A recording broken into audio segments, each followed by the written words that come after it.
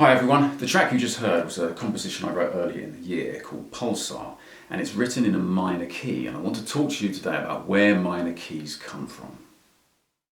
Every major key has what's known as a relative minor key associated with it.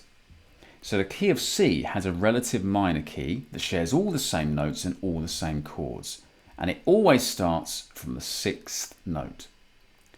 So C major's relative minor key is A minor. So if I take my notes and rewrite them, starting from the A this time, and I've renumbered them as well, we have what's called the A natural minor scale. The only difference between this and the C major scale, even though the notes are the same, is that when you play A to A and back again, you get a darker, sadder sound. In a previous video, we harmonized our major scale to get these triads. If I do the same with my relative minor key, unsurprisingly, I get all the same triads again. Now in a major key, if you play the 5 chord to the 1 chord, you get a very strongly resolving sound. So much so, it's called a perfect cadence. But if I do the same thing in a minor key, from say E minor in this case to A minor, it's not quite as strongly resolving. And classical musicians realized this a long time ago, and they discovered if you replace the E minor with an E major, you get a stronger resolve. In fact, you can harmonize the chords further, just like we did in a previous video. We get the same chords as we do in our relative major key, with this exception here.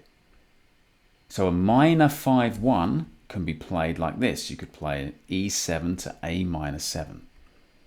A 5-1 chord progression in a major key looks like this. If you're in the key of C, you'd have a G and a C.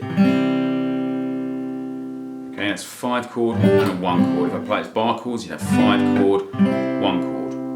Or in the key of D, it would be 5 chord, 1 chord. In the key of E, it would be 5 chord, 1 chord.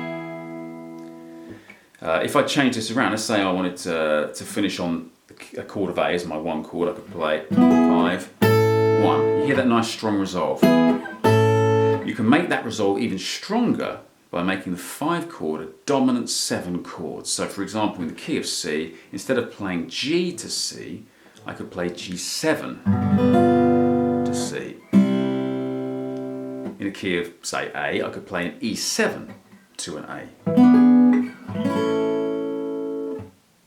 In a minor key, if we play the 5 chord to the 1 chord, it doesn't sound very good if I make the 5 chord minor. Well, it sounds okay, but it's not very strongly resolving. So E minor to A minor, for example, it sounds perfectly fine. But if I make the E minor an E chord, or better still, an E7 chord, I get that strong resolve. And classical music uses that all the time. For example,